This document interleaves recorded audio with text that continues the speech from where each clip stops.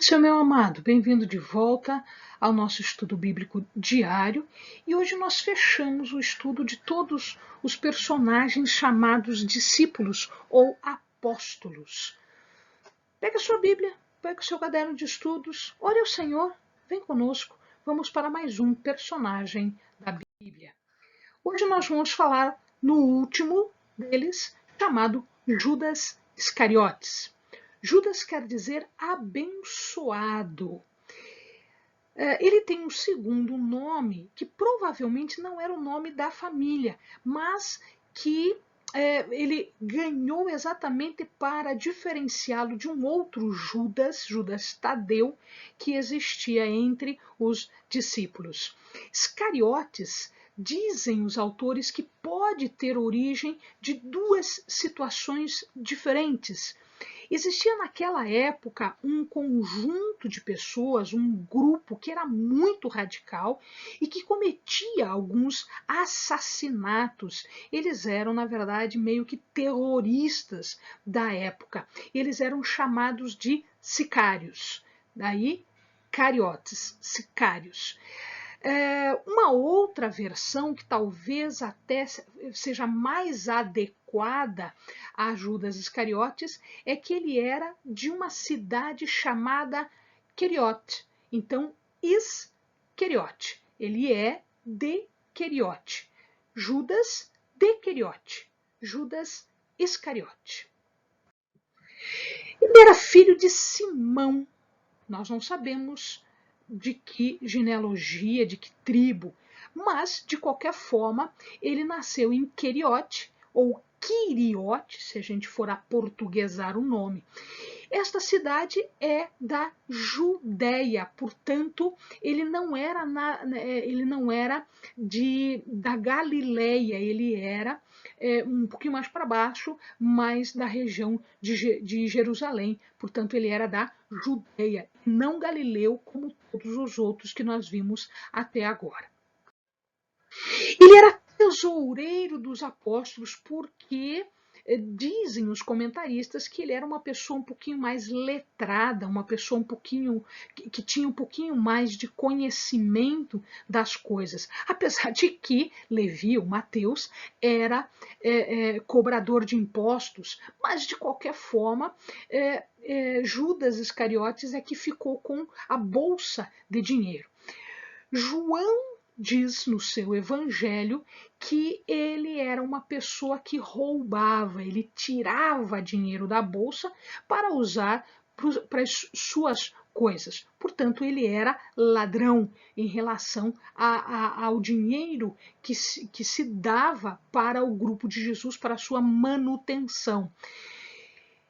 Este era aquele que reclamou quando Maria gastou aquele bálsamo caríssimo em Jesus. Quando ela ungiu Jesus, ela derramou daquele bálsamo e aí ele influenciou os outros discípulos a também reclamarem que ele podia ter vendido esse dinheiro, dado aos pobres. Na verdade, o interesse dele não era dar aos pobres. O interesse dele era ter vendido esse dinheiro e ficado com parte deste dinheiro. Ele era uma pessoa hipócrita.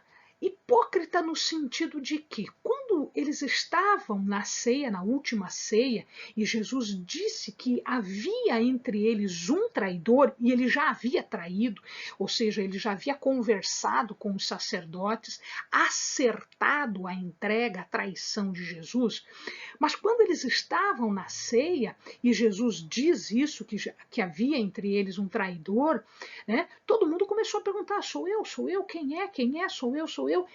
E ele, na maior cara de pau, se vira para Jesus e pergunta: porventura sou eu?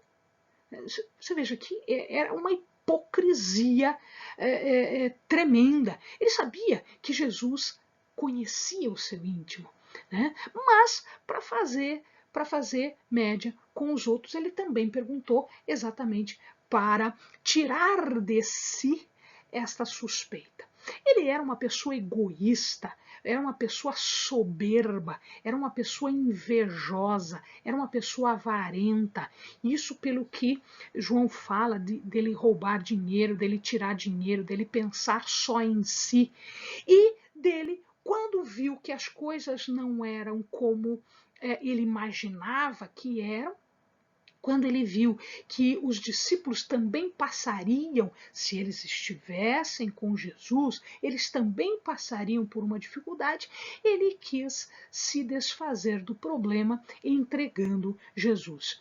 Ninguém o procurou para atrair Jesus. Ele sugeriu isto. Então, em vez dele pura e simplesmente deixar o convívio de Jesus, como muitos outros fizeram, né? A gente viu isso já, muitos outros simplesmente deixaram o convívio com Jesus e foram viver as suas vidas.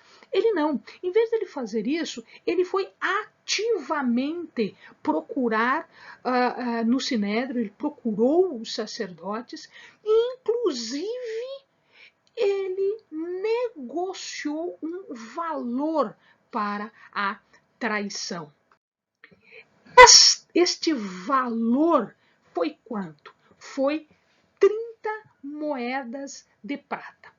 E aqui nós temos coisas bastante interessantes. Eu vou pedir licença ao amado para explicar isso, porque eu acho super importante isso para nós. Vamos aproveitar o ensejo para explicarmos isso. Em Zacarias 11, 12 e até o 14, nós temos que o profeta recebeu um dinheiro pelo seu trabalho, e este dinheiro foi exatamente 30 moedas de prata. Então, ele diz assim no 12: se parece bem aos vossos olhos, dai-me o que me é devido, se não, deixai-o. E aí pesaram, pois, o meu salário, 30 moedas de prata. 30 moedas de prata foi o salário do profeta. 30 moedas de prata foi a vida de Jesus. 13, e o Senhor me disse: arroja isso ao oleiro, este belo preço em que fui avaliado por eles. Tomei as 30 moedas de prata e as arrojei ao oleiro na casa do Senhor. Olha que coisa interessante. Este dinheiro, essas 30 moedas, também era o valor. Se você for lá em Êxodo 21, 32, você vai ver que se ocorrer um acidente e um escravo for morto, quanto é que eu pago pela vida do escravo? 30 moedas. 30 moedas. A gente não sabe aqui que tipo de dinheiro era. Então a gente faz o seguinte cálculo. Como quem estava dominando aquele lugar eram os romanos, eles tinham um dinheiro chamado denário. Então, 30 moedas, para eles, era 30 denários. 30 denários, se nós formos fazer a correspondência ao salário de um militar romano, ele equivaleria a 3.000 dólares. Eu estou colocando em dólar porque o nosso dinheiro ele varia um pouquinho. Hoje deve estar na faixa de 5 reais o dólar, estaria mais ou menos a vida de Jesus, foi vendida por 15.000 reais. Se forem ciclos, que era o dinheiro hebraico, porque na verdade quem pagou foram os sacerdotes, se foram 30 moedas, então eram 30 ciclos. Isso valia menos, ele equivalia a 90 dólares, menos de 500 reais. Menos de 500 reais. Então, amados, vamos ver o seguinte.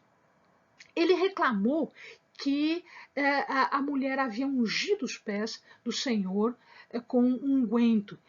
O preço do unguento era maior do que o preço da traição. O preço do unguento. Ou seja, ela despejou, ela ungiu os pés de Jesus, gastando mais do que foi pago pela vida de Jesus pelos sacerdotes a Judas Iscariotes. Muito bem, quando ele viu a besteira que ele fez, e ele traiu Jesus, né, ele entregou Jesus, quando ele viu a besteira que ele fez, porque daí ele entendeu que Jesus seria morto, na verdade era isso, ele não na cabeça dele não havia essa possibilidade. Quando ele viu que Jesus seria morto, o que ele fez? Ele correu lá e queria desfazer o negócio. Ele queria devolver o dinheiro. E eles não aceitaram. O que está feito, está feito. Está feito. Você já fez a besteira, agora assuma as consequências. E ele jogou esse dinheiro. Na verdade, ele não aproveitou esse dinheiro. Esse dinheiro foi pego. Eles não podiam voltar o dinheiro para o templo. Por quê? Porque esse dinheiro foi usado para a vida de uma pessoa. Portanto, eles diziam que era preço de sangue, porque era a vida de Jesus que estava sendo vendida ali. Então era um preço de sangue. Então não podia voltar esse dinheiro, era um dinheiro de sangue, não podia voltar para o templo. Então o que eles fizeram? Eles deliberaram entre eles, discutiram entre eles e eles compraram um campo do oleiro. Olha lá, Zacarias.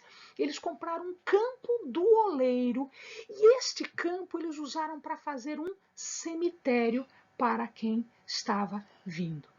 Então, este campo ficou conhecido como o Campo de Sangue, porque ele foi comprado com dinheiro de sangue, que foi dinheiro de traição.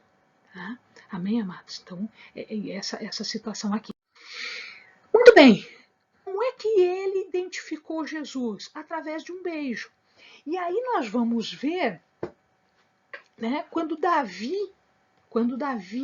está chorando aos pés do Senhor, ele tem um salmo, né, onde ele se considera traído. Salmo 41, 9. Até o meu próprio amigo íntimo, em quem eu confiava, que comia do meu pão. Na última ceia, Jesus entregou a ele um pedaço de pão molhado, que é o que identificaria ele como traidor, entregou a ele o pão. Ele partiu a ceia com Judas Iscariotes. Então, em que comia do meu pão, levantou contra mim o seu calcanhar, no sentido de traição, no sentido de pisar, no sentido de tentar humilhar. Tá? Depois que ele viu a besteira toda, ele diz, Mateus, que ele se suicida. Quando Pedro conta essa história lá em Atos, ele fala não que ele se suicida, mas que ele cai por terra, o seu ventre se arrebenta, ou seja, ele se joga. Na verdade, tendo ele se suicidado através do enforcamento numa figueira, né, ou depois de um tempo que o corpo já tinha ficado ali morto, né, cadáver morto, ele provavelmente deve ter caído e soltado todas as suas entranhas. Então, o fim desta pessoa não foi um fim muito bom. Amém, amados? Bons estudos.